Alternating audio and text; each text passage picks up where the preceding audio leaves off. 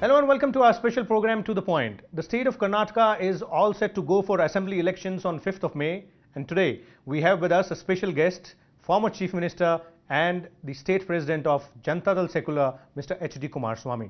Sir, welcome to our program. Let's begin straight away by coming to the point. That's exactly what the name of the program is as well. What is your party's strategy in these elections? One, and two, what are the major issues on which you will be fighting these elections in the state? In this election, our main message to the state of Karnataka, please look about Congress and BJP. Here in Karnataka, Congress run this state for more than 50 years. Then in the middle, Janata Dal, Janata Party, then JDU, Janata Dal, they ruled for 10 to 12 years. Then again BJP, they ruled for 5 years in this term. Please look all these government achievements, how they try to strengthen the state interest. This is the main subject. Then future, what is our program? On the basis of our manifesto, we are going to request the voters, please prefer who will going to protect the interest of the state, then who will going to give the good governance. All these issue will be the main issues we are going to put before the people. The Kaveri water issue. This is an issue which your father of late, former Prime Minister H D Kumaraswamy has also spoken about. What is going to be your party's stand if at all you manage to come back to power? One. Two, how will it spell out the relations between Karnataka and Tamil Nadu? Here in Karnataka, we are facing two water issues, river issue. One is Kaveri Basin issue, another is Krishna Basin issue. We are fighting to get our share, that is legal share, not illegally or by forcing. Whatever legal share we have to get, that has been totally stolen by Tamil Nadu systematically. For that, we are fighting from several years. In the country, some people try to create that Karnataka people are always not going to stand legally. They will fight violently, they will fight without reason. That kind of some people, they spread that kind of impression about Karnataka. But real fact, we are totally let down by the central government. Whenever the Kaveri issue or Krishna issue comes, totally all the central governments, they let down us. But incidentally, your party is giving outside support to the central government led by Congress. No, that's right. For that reason only, father met 2-3 times Honorable Prime Minister, and he requested and he explained all the problem we are facing. Then he has given several documents, realistic documents, how Karnataka people were let down by saying several issues about river sharing issue. I think Prime Minister also, he convinced, I don't know actually. But this is the main subject in this election. Because all the central government, which was headed by whether BJP or Congress, because to get protection and strength by these Tamil Nadu MPs, they always stood to the demands of Tamil Nadu, both the national parties. Kaveri Tribunal, which has given the award, that is all unrealistic. They have not taken proper information. To some pressure, they favored Tamil Nadu. For that we are fighting. Then recent days, on the demand by Tamil Nadu, central government wanted to constitute water sharing committee. But father protested, and we demanding this both the BJP and Congress party to spell out their stand about Kaveri in the future days. This will going to affect on both the national parties. People will going to reject national parties in this area because of this Kaveri issue. Okay, that's great. We'll continue this conversation, and when we come back, we'll ask you about your party per se, its its reach within the state and the strategies which has been adopted by your party vis-a-vis these elections. But before we go ahead and continue our conversation with Mr. H D Kumaraswamy, let's take a short break here. Welcome back. Mr. H D Kumaraswamy, former Chief Minister as well as State President of Janata Dal Secular, is still with us. Sir, going back to your party and its strategies and the selection of candidates, its reach within the state, first and foremost I would like to ask you is, all of us know that 16 years ago, almost 16 years ago, Mr. Devagowda, your father, as the then Prime Minister, was very instrumental in bringing the Women Reservation Bill to Parliament. Although it is yet to get the nod of the other house, but then he was very instrumental at that point in time. But it's sort of a little contradictory and maybe disheartening as well to see that this time around the list of candidates which you have released, out of 222 seats which you are contesting, only 8 are female candidates. No, we wanted to give more seats. We wanted to give minimum 15 seats.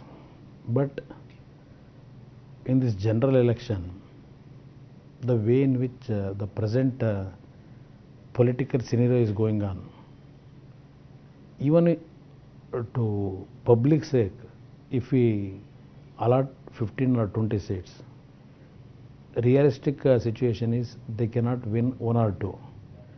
The candidate which we selected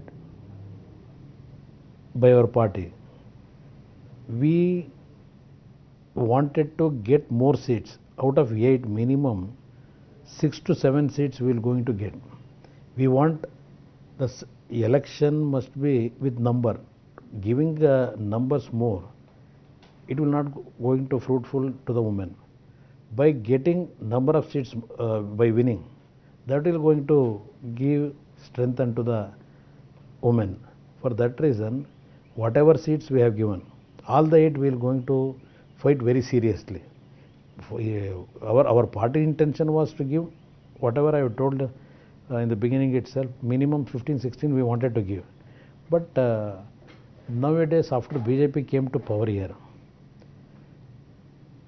facing election here, it is very difficult. A common man or a poor man, it is very difficult to face the election.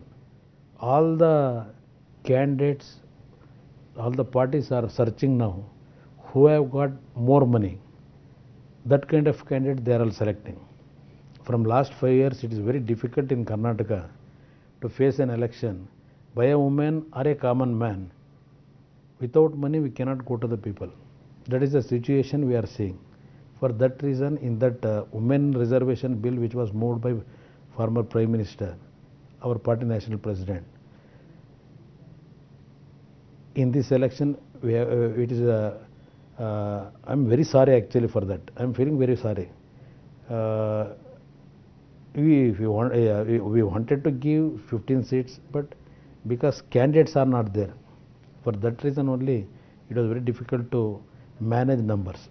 Okay, one more allegation against your party, which usually comes in from the opposition, as well as an opinion which is being given by the political analysts, is that Janata Dal Secular is a one-man party or is a a family enterprise sort of stuff, because many people from within the H D Devagowda family are running the show.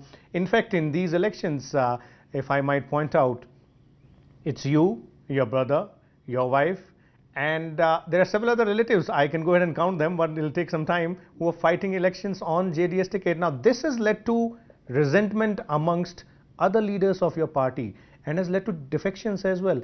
One sitting MLA has already resigned. How do you see this? Whatever allegation were made by opposition parties, I put a question to them, to those people, those leaders. What about Congress? Congress is also mother and son for party. Several Congress leaders, central leaders' son, they contested in this election. They allotted the seat.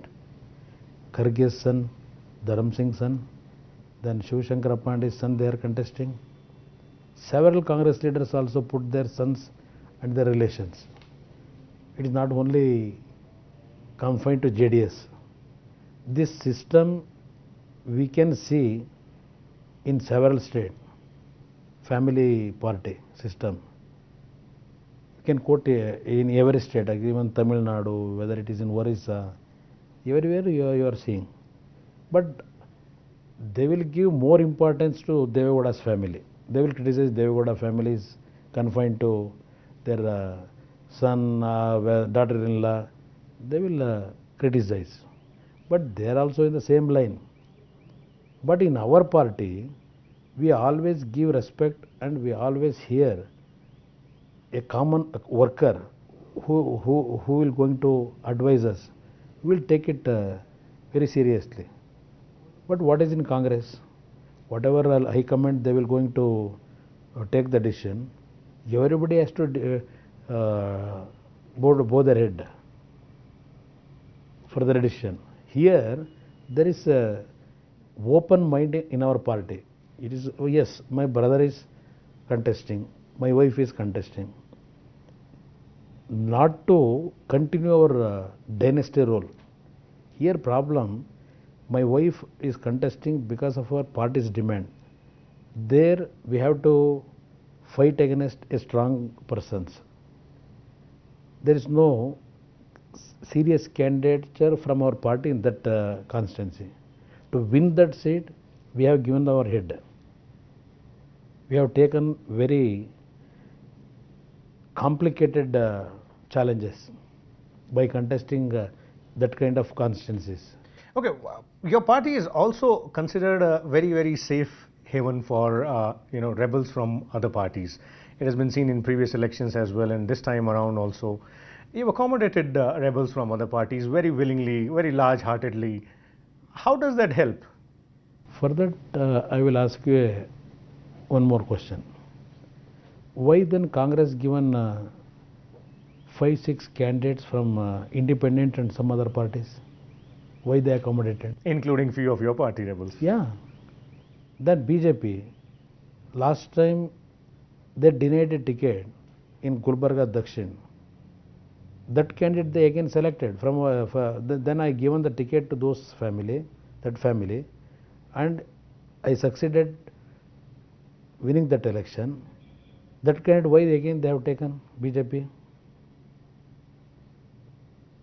In some political strategy, in some constituencies, we have to give some chance to that kind of defectors.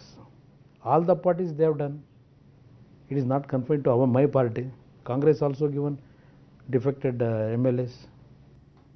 Your party is considered to have a lot of influence in certain specific districts in the state, but not that high influence in certain other districts of the state. Also, it is being said and it is being observed that your party is focused more on a specific segment of the society. What is your plan or your party's plan to go ahead and expand your base? Because that is something which is really, really important before you go ahead and stake claim to win these elections in Karnataka. Congress and BJP systematically they try to mislead the people, misguide the people by every day spreading the news in the media that JDS is only confined to 2-3 districts. They will not get more than 30 seats, 20 seats. Their strength is like that.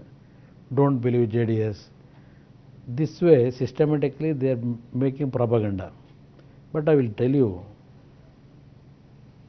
this time we are going to get more seats wherever we are very weak in the previous years.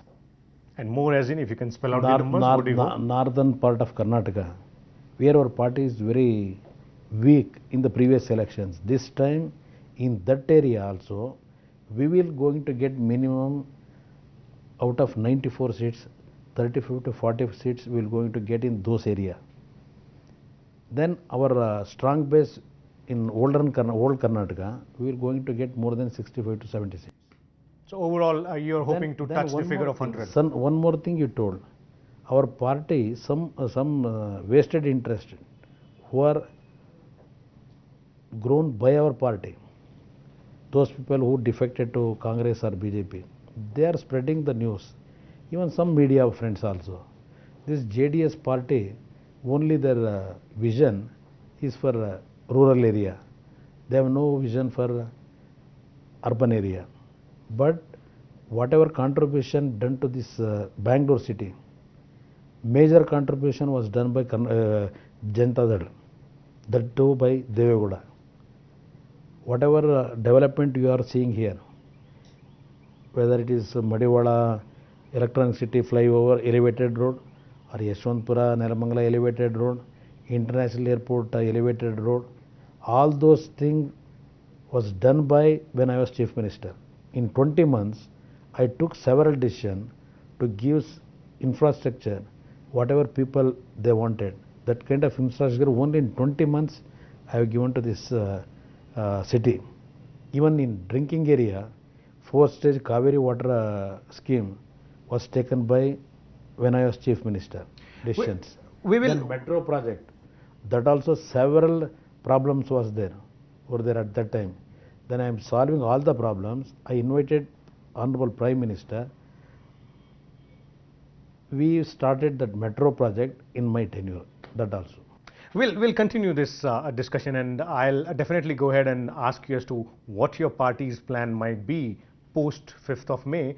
But before that, let's take a short break out here. Welcome back. We still have Mr. H D Kumaraswamy with us. Sir, in the previous segment, you almost gave a projection of your party winning around 100 seats out of 224, and you told us which areas will it happen. Now, my question is, and given the fact that JDS has shared a love-hate relationship with both Congress and BJP, you have had alliances with both of them, you have had differences with both of them, and you have been in the governments with both of them, you have been out of the governments with both of them as well. Given the case of a hung assembly, which one would you prefer, Congress or BJP? If I think in my view, in this election, people will going to give full blessing to the JDS party. We will get clear majority. But I have full confidence. But in case you are the kingmaker. In case if fractured verdict is there, because of previous experience with both JDS, Congress and BJP, we will going to select to sit in the opposition. We will not going to support BJP or Congress. So that still leaves the assembly in hung position, because Congress and BJP are not going to align with each other. You're not going to support either of them. Same thing once, I think, in Bihar, when the fractured verdict was there, nobody has formed the government. Then again, they went to the general election. So as state president, you're committing that given the fractured verdict, JDS is neither going to support BJP nor Congress to form the government. We are not going to support either any party. There is one more very interesting factor in these elections, and that's in abbreviated form known as BSY factor. Mr. B.S. Yediyurappa, the former Chief Minister of your state, who is known to have brought BJP to the power in a southern state for the first time, and then had differences within his party, left us form his own party, KGP. How do you see the BSY factor influencing these elections? Is your party wary of this particular factor? BSY factor will not going to affect on in this election. After this election, I think BSY factor will going to be close. So, Yediyurappa has not bring BJP here. He has not bring the party because of Congress misdeed. when 2004, when people given a fracture verdict, at that time we supported Congress. After getting our support, at that time people rejected the Congress. Even after that decision, we have given the support to form the government. They tried to finish our party. Because of that reason only, by the pressure of my party MLAs, I decided in my lifetime, that is the only decision I took by me against my father wish. Because of that reason, we formed the BJP with BJP, the government. Then several incidents took place. Because of that reason only, BJP came here for power. I am the root cause to demolish BJP again in Karnataka.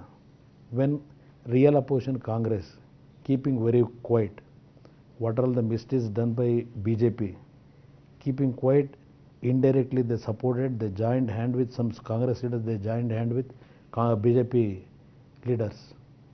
At that time, we worked as a real opposition and we demolished this BJP government here. One very important question out here is that there has been an unfortunate incident of a terror attack in Bangalore again, and this is just days before the election takes place. How do you think this is going to impact the election scenario in the state? In this country, in several time, we have seen this kind of situation. To get political gains, I don't know actually BJP leaders' reaction and Congress leaders' reaction I have seen. Up till now I have not given any reaction to that. BJP, they are telling by this political bomb, or I don't know what kind of bomb that is. Who have planted this kind of situation, this government has to spell out. But the BJP leaders' reaction after this bomb attack, we will get more seat. People will going to bless our party. That is their reaction. We will get more benefit after this bomb blasting incident. They are telling. Congress are telling their leaders, this is planted by BJP leaders to get the sympathy of the voters. They are not thinking, they are not feeling that by this kind of incident, what about the common man, what about the citizens in their mind?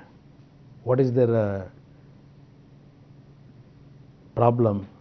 How they are disturbed in their mind by this kind of incident? They are not thinking about the common man or the citizen, but they are thinking who will going to get benefit by this kind of incident. This is really their mean kind of their attitude.